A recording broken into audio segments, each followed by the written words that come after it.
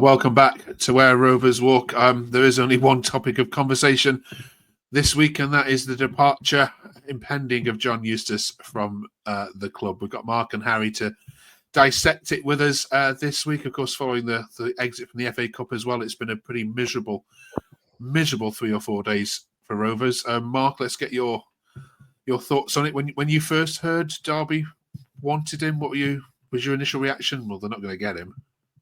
Yeah, it was actually. Yeah, I mean, I know we've spoke on here many times this season about the job John Eustace has been doing, and every time a position has come available in the Championship with another club, you start thinking, oh no, I think West Brom the other week, you think, oh, please don't come in for him.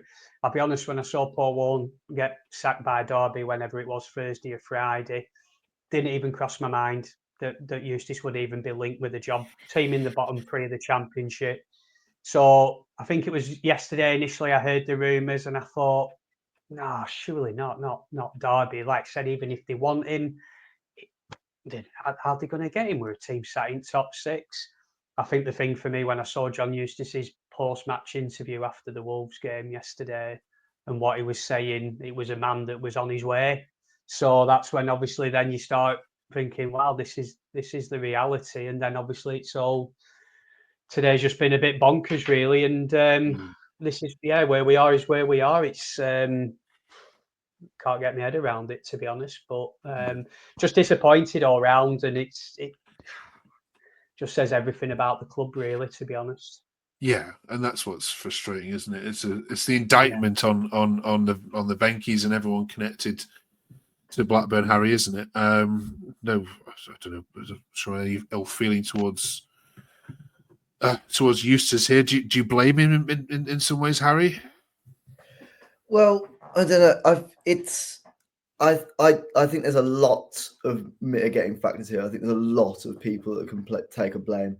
I mean, Eustace has got to take some blame here. I think I really, when I first saw it happening, I really didn't want to sort of give him any disservice because he's done really well for us. I can't claim to know him, but I know sort of people who know him, and I get the gist. He's a really good bloke, and he's done loads of good things, made a really positive vibe at the club. But just to walk away, like it's to walk away from a team that are fighting for the playoffs to then go to a team that have got a good chance of going down this season. Like he can't walk away from this without any backlash. Like he has got to hold his hands up and say, I mean, I'm sure the board have been horrific. I mean, it speaks absolutely volumes that he would rather go for a team that have got a good chance of playing League One football this season than a team that, lo and behold, we haven't been a great team, but we could still end up finishing top six and have a chance of getting into the Premier League next season. It speaks absolutely volumes that's just, he doesn't see, because I don't believe he would have walked unless he thought it was absolutely unsuitable. Like there was no way he could have continued. I think he's a professional at the end of the day. He would have stayed and he would have done the job if he thought it was doable. But he clearly thinks that the environment there is just not appropriate at all. There's no way he can work with what he's been given. And that speaks volumes from the club. And I don't know what the answers are. There's so many people to blame. The board have been unacceptable for years and years and years. And people have banged on. And I just don't know what to say about them anymore, because it's the same thing. It's the same issues that we're having over and over and over again, and there's nothing that we can do about it. And it's like there's so many people that are going to take some blame. It's like all the fans that walked away from this club, like they said, oh, we won't come until we get some investment. Well, it's a catch-22. If you don't come, then we're not going to get any investment. You've got the reason that Derby can spend and we can't is because they're getting 30,000 gate. We're getting half that. People aren't going to come. People aren't coming to watch. So we haven't got the money to spend. So we can't compete with the big boys. So it's a complete catch-22. Yes, the board have been unacceptable. Yes, it's made a horrible working environment, and it's forced a manager, one of the best managers we've had over the last decade, to walk out of this club. But there's so many other things that have got to take. But Eustace has got to take some blame. The fans have got to take some blame. There's things that we didn't need to get into this state. And it feels like I don't know where we go from here. I don't know who's going to want to take over this job after we've just seen forced the last 2 managers out. The way we treated Mowbray was unacceptable. I don't know what manager's going to see that and think, even though we are in top 6, I don't know what manager's going to see the track record that's been given and think, that's a project I want to be a part of. I'm a loss for words. It's really taken me by shock that this has happened, but I suppose it shouldn't have. I suppose we should have seen this coming. We know how the club's been ran for the past 10, 15 years, and it's part and parcel of it now, I'm afraid. Yeah. And even as a neutral, I mean, I'm not just saying this to kind of make you feel better, but every neutral just feels for Blackburn. You've been down and you've had kicks after kicks after kicks, and finally, just now, where there's a real chance you can get some success, even if you don't go up, just a chance to be in a fighting for a playoff is exciting for the fans, isn't it? And now this is just a real pouring salt in a wound. Add to that, the rumours are Sean Dyche might be interested in coming. I mean, that is just a ridiculous Twitter rumour, Mark, isn't it? Yeah, I think so. Okay, good. I think Harry summed everything up really well, though. He showed a lot of passion behind it and just what we're all thinking, really. And it's like everything else that's happened over the last 14 years under this ownership. It's the fans that suffer. I think, Eustace, all right, he's got to think of his own career, etc. I get that, but he's definitely not, he's not blameless in all of this. And I think it doesn't look well on either the club or him at all. But again, it's the fans that are left to suffer. And as Harry was saying, it's where do we go from here? I've tried to keep a bit of a positive spin on it because I'm thinking, well, hold on, there's 15 games to go. There's still an awful lot to play for. I'm sure Steve Waggett's getting a lot of applications on his desk tonight because of people looking at that thinking a club in 6th place with 15 games to go, I might want a bit of that. So I don't think we'll be short for applicants, but yeah, there's never a season with Rovers in this again with this ownership where anything just goes smooth, and even when you just think, like you said, Mark, we're going, things are looking okay. We might get in the playoffs, we might not, but it's a good season, and then something like this comes into it, and then you think, it's still 3 months of the season to play. We could go in complete free fall now with these last 15 games. So, bonkers, absolute bonkers. Let's have a look at social media take, shall we? Oh, sorry, I forgot to press the wrong button. Andy says, I would love him to stay, but I suspect that he's had enough of this show that is Venky's and Baggett's. Things will turn very toxic again soon at Ewood. Waggett and Pasha will and should face the wrath of the fans. It is a complete disgrace. And is that the fear now, Harry? I mean, you've got a game against West Brom. Obviously, that's away this week. And then, of course, you've got a home game. This weekend against Plymouth. Did you feel there's going to be some sort of protest maybe there, or fans may voice their feelings if what comes to pass happens? Yeah, fans are all, I mean, Twitter's blown up. Fans are not happy. There's going to be some sort of, I mean, the atmosphere will be very toxic. I feel bad for whoever has to step into that environment, because it won't be aimed at the new manager. I know what the fans are like. They will try and back the new manager, but the feeling around the sort of distance between the board and the fans is so great, and it's sort of, we've almost let it happen because we've sort of got away with it. Had a couple decent seasons under Mowbray, came 7th under John Del Thomason, missed out in playoffs. We were in the playoffs for this season, so we've got away with it which is, to be honest, we've done so well considered how little we've had to deal with. So there is going to be a toxic environment because fans have had enough, and it's all just come to a head now, and it's like, well, if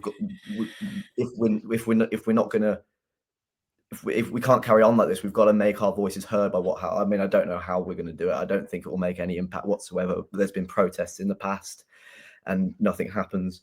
But I mean, if you look in just sort of in the context of this season, it's come at an awful time as well. Like, I think that's why the board was so frustrated. The fact that Eustace has gone. I mean, the game against West Brom is potentially one of the biggest games of the season, and it looks like we're not even going to have a permanent manager in charge. The game against Plymouth is a really winnable home game, a chance to get some points on the table in a really sort of key time. And we'd just given him a window, and I know he hadn't been backed, but yeah, we did get players in. We didn't get the back. We can't compete with the teams around us. Like Middlesbrough spent big money. West Brom got Adam Armstrong in. They're really good players. We can't do like that because the board will not invest. But we did bring a few players in, and it's quite a new feel to the squad. The game against Wolves, it felt like almost a half a different team.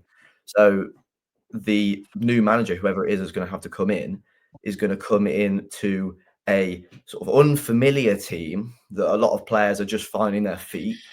A lot of players are going to be upset. I feel like the thing that Eustace had was he really built a bond with that. Really felt a strong dynamic, which was such a difference from the sort of distance we had under Thomason. When it ended with Thomason, it felt a bit toxic. Eustace, to give him his credit, what he did, he came in and he made it such a tight-knit group.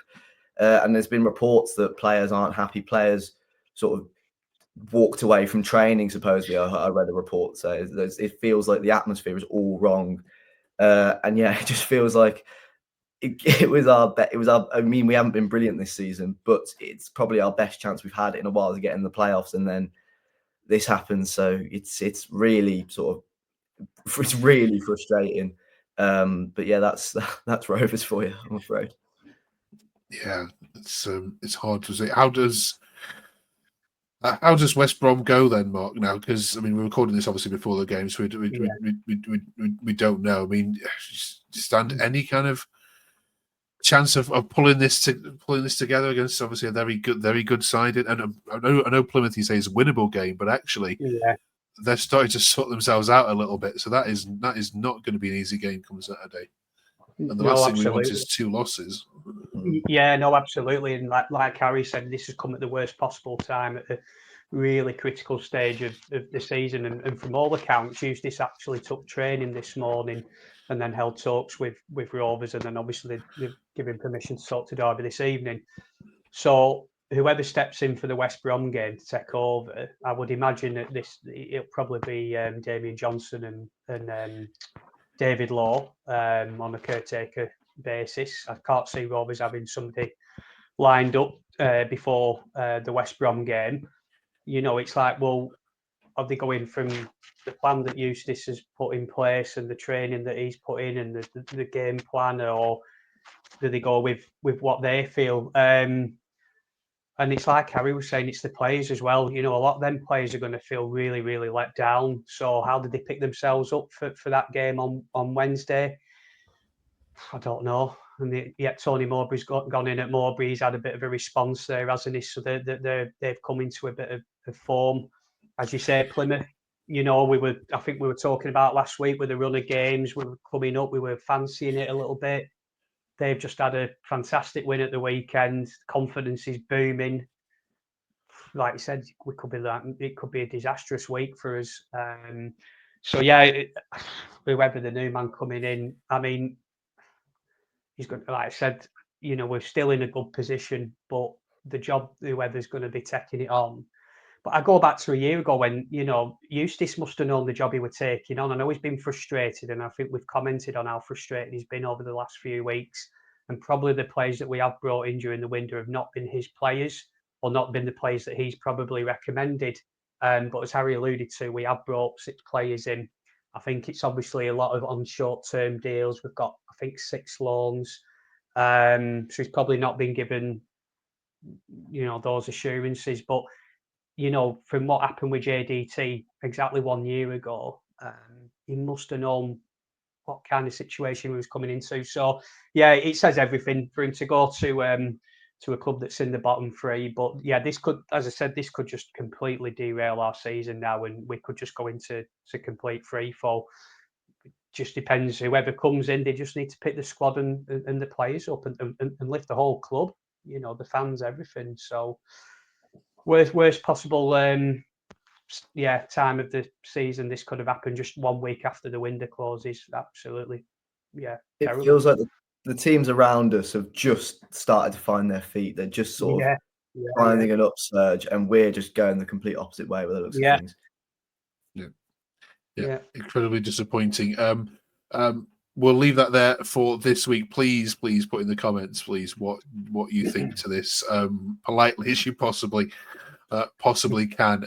Next week, we're going to complete our worst ever Blackburn 11. I'll just have a look at what the team put together. If you've been watching the last couple of weeks, next week we want, when we've got Jason and of course Tom back with us, and this is all settled down, and we review it all in the cold light of day. We want your worst ever Blackburn manager, and you're not allowed to put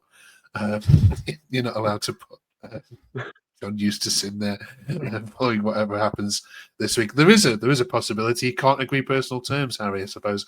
Whatever conversations tonight, and then he's got to walk back in tomorrow morning going, "I'm still here." Awkward.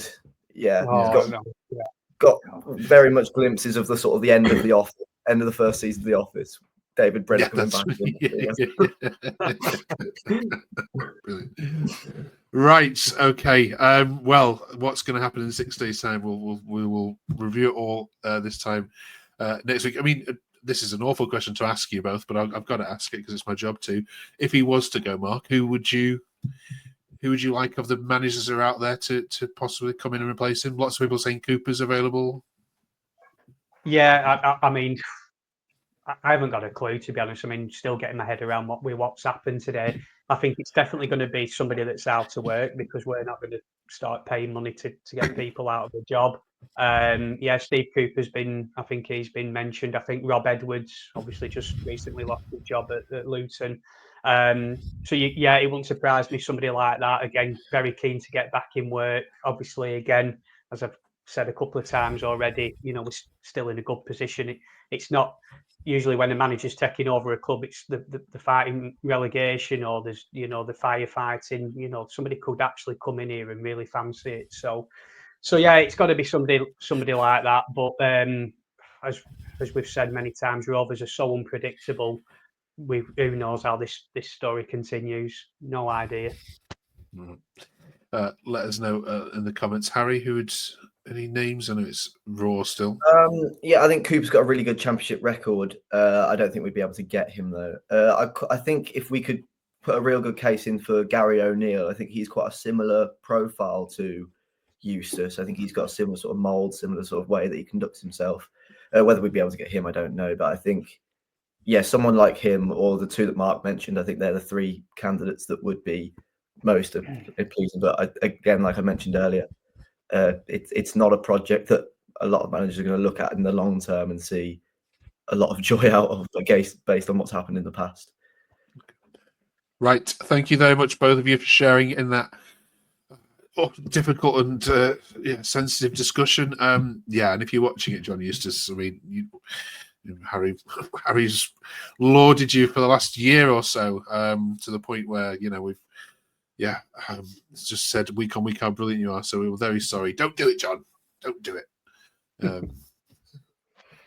Hopefully not. See you next week. Drop us a like, drop us a subscribe, and share your love this week for Blackburn Rovers. When did you first fall in love with it? And we'll share your Valentine's stories next week. Thanks, Mark. Thanks, Harry. Thank you very much for watching. See you in 7 days.